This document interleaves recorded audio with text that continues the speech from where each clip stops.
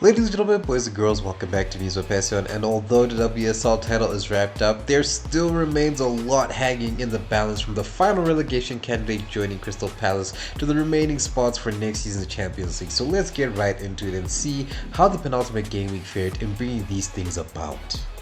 We begin with a double derby header with Liverpool taking on Everton at Anfield and Manchester United and City locking horns at Old Trafford. The former match had no discernible stakes as both teams were comfortably far from any relegation or Champions League berths that honestly any result would have sufficed. Thankfully though, no team was going to rest on their laurels because bragging rights were on the line and the Toffees would be the first to stick it to their Merseyside rivals with an early goal from none other than Katja Schnois, who was set up well by Kelly Gago to shoot into the near post and give the visitors the early lead.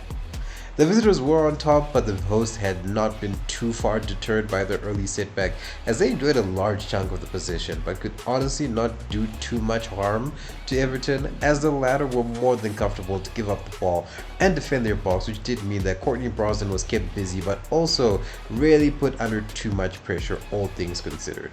With the game transitioning into the second half, Liverpool continued to struggle breaking down Everton's defense, and not even the maverick abilities of Olivia Smith were helping. If anything, they were making things much worse for the Canadian as she was being repeatedly mowed down by the opposition defenders, thus disrupting any particular rhythm to the attack for Liverpool. Motivated by the failings of their opponents, Everton maintained their effective strategy and whenever the opportunity arose, would burst forward with rapid, effective counterattacks that brought the home defense to its knees on more than one occasion, of which one of them yielded the all-important second goal for insurance to give themselves a buffer and really clamp down the authority on the game thanks to Karen Holmgaard. It would not be all peaches and roses for Everton, unfortunately, nor the Holmgaard twins either, as despite leading by 2 goals in the final stretch of the game, Karen's sister Sarah would receive a second yellow card for bringing down Olivia Smith a little bit too heavily, in my opinion at least, following a rare Liverpool counter. In spite of being a woman down, Everton stayed true to their game plan and managed to see out their 2-0 lead to deservedly claim all 3 points for themselves to stretch their Anfield dominance over Liverpool to 6 games in a row, thus truly making Merseyside blue. And speaking of blue, it went from royal to sky blue, as the Manchester Derby was taking place simultaneously to the Merseyside Derby as mentioned already, and honestly, this match lived up to the billing somewhat. And initially, things were a bit tense with the back and forth between the two Manchester sides who were feeling each other out initially, but that thankfully did not last too long as the keepers at both ends were tested quite a bit, with Tulis Joyce getting her hands stung and Keating being on the receiving end of some warning shots and even an offside goal. The goal bubble would eventually burst with the game nearing halftime, with an attack against the run of play from the visitors ending up in a well-wrapped shot from Maya Alexandri to stun the Old Trafford faithful, before substitute Rebecca Kanak would add more fire to the flames just a few minutes later to pile on the misery. Luckily for the Red Devils, as reliable as ever, Grace Clinton would soon halve the deficit right before the additional minutes were announced to settle the nerves in the ground a bit going into the second half. G'd up by their end to the first half, as well as the fans cheering them on, Man U were on the up and were on City's tails with some crisp passing and laser-focused crosses that were putting heaps of pressure onto the City backline, who were struggling to put out the fires. The dam would eventually break, with substitute Malvine Mallor doing what she does often and bringing Manchester United back into the fold with an important leveler that she scored off the back of a superb combination with Turland. The boy and joy would be soiled a little bit after this, with Aoife Mannon receiving her marching orders from the referee after a poor tackle on Carolyn. Thankfully for the home team, and much like Everton, going down one player was not enough to derail the efforts, and United managed to cling on till the very end to secure a draw which guaranteed their place in next season's Champions League at the expense of their crosstown rivals who were chasing them down. All in all, this was a fantastic game which once again lived up to the billing, with United's valiant effort going a long way to make them finally see the fruits of their ambitions in achieving their Champions League dreams, and to do it against a bitter rival makes it all the more sweeter for sure. Following the first doubleheader, yet another one will grace our screen somewhat, with the only difference being 15 minutes between the kickoffs. Technicalities aside though, and what we had next was a battle at the bottom with already relegated Crystal Palace welcoming Leicester City, with the former looking to drag the latter down into the championship with them. Likely having seen the two matches before them, both the Eagles and the Foxes maintained the energy and rhythm, with both teams going for it given the stakes. Palace were the more positive of the two sides as they came close on more than one occasion to rippling the net, but fine margins were just not in their favor. The Foxes were struggling to pose themselves throughout the first half and were honestly lucky that the Eagles had left their shooting boots in the dressing room, otherwise they would have been decisively blown away already. There would be some reprieve though for the visitors, who managed to open the scoring after some poor defensive marking allowed for Cayman to square up Kane, who dragged the ball into the somewhat empty net for her team to score deep into stoppage time. In spite of being one goal down, Palace maintained their dominance, but Leicester were beginning to find confidence going forward, which was to be expected. After all, they were in the lead. But for all their lack of sharpness when attacking, Crystal Palace never waned, and ultimately their efforts would be rewarded in the oddest of ways, as a slip from Leicester defender Nevin brought down Palace's green, and the referee had no choice despite the collision being entirely accidental, thus resulting in a penalty. In any case, Palace weren't going to complain, and Blanchard was the one to put it away and bring the home side back into the fold. With the match winding down, both sides were in the thick of it and looking for a winner right until the bitter end. As things ground down into extra time, Leicester would find themselves in a rare opportunity to attack, and they made good on the opportunity with a deep cross from Thibaut to O'Brien from the back of the net to seemingly give the visitors the win and a slim chance at survival. But one more twist lay ahead, as Crystal Palace's earlier defensive woes would flip onto Leicester as an unmarked Abby Largan was teed up and put the ball into the back of the net to split the points between the two teams, which was warranted given their respective performances, but not by a long margin, as it really could have gone either way. But the result now means that Leicester have it all to do and need a healthy run of the green to stave off relegation come the final day of the season. There would be no reprieve from the action, as whilst Leicester Palace was wrapping up, Chelsea Spurs was deep into its own action in the first game for the newly reminted champions, who were travelling up north to face off against one of the league's relegation candidates. What took place on the pitch was what you would expect given the stakes on Tottenham's end, with the Lily Whites putting up quite the fight against a relatively strong Chelsea side, with every player on the home team from England to Bartra pulling up their socks in the hopes of a major upset. The champions meanwhile were not entirely fazed by the raised levels of their opponents, and even used it to their advantage, with Katerina Macario drawing a foul in the box after an errant tackle from Neville, which the Chelsea number 9 dispatched easily.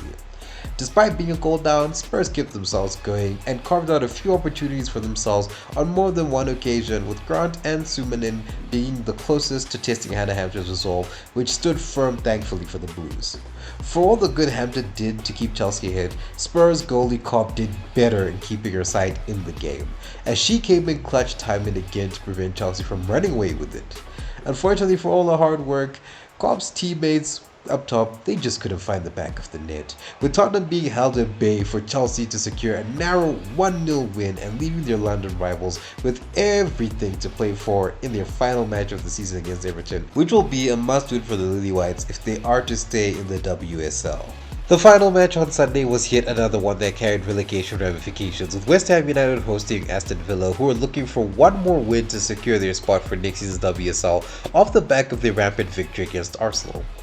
The Villains continued where they left off against the Gunners, with Ebony Salmon needing no preamble to quickly put the ball into the back of the net with a viciously accurate shot from a tight angle to get the game going. Villa were on top scoreline-wise, but the Hammers weren't going to take things lying down, as they would find the equalizer not too long after, with none other than Martinez finding the net with a header to bring things back level for her team. It was game on from this point forwards, and this performance arguably encapsulated the madness that had been seen throughout the day in other fixtures, as both D'Angelo and Shemek had their hands kept warm by the shots coming from their respective opponents, as both sides wanted to be the ones to be ahead come the second half whistle. It would be the home team that would ultimately come out on top in this battle, to be ahead after a counter in Villa's half led to a 50-50 between D'Angelo and Ueki, of which the latter won out with some excellent ball control and awareness to nestle the ball into an empty net. D'Angelo's goalkeeping shoddiness would thankfully be nullified as the visitors would find themselves back in it after an errant pass by Gorey inadvertently found the run of Rachel Daly, who graciously accepted the gift to put Villa back on level terms going into the second half. Visibly frustrated by their folly towards the end of the first half, West Ham came out swinging and nearly restored their lead, but missed out just narrowly. The same could not be said for Aston Villa though, who on the counter restored their lead with thanks to Chastity Grant, who had more than enough time to pick out her shot, which was helped in part due to the open space that had been provided by Shevik. With themselves back in the lead, Villa did the most sensible thing they could and bunkered down to protect their lead and launching quick counters where possible, making sure to keep the ball as much as possible as well and frustrate West Ham to no end, which worked to a T as the clock eventually ran out to secure Aston Villa's spot in next season's WSL in what I must say has been a very refreshingly resurgent run by the Birmingham outfit under new manager Natalia Arroyo, which hopefully it's the actual start of a positive future for them and not just another false dawn as we have seen in these last few years. Game Week 21's action concluded with Arsenal taking a trip to the coast to face off against Brighton and Hove, with the Gunners looking for 3 points to automatically guarantee a berth in the group stages of next season's Champions League. For some reason or another, Arsenal were yet again out of it, and this time I honestly have no idea where it could have come from. Against Villa, one could have argued that they were coming down from the high fatigue of the away trip to Lyon, but this time round, nothing could come to mind, not even fleetingly.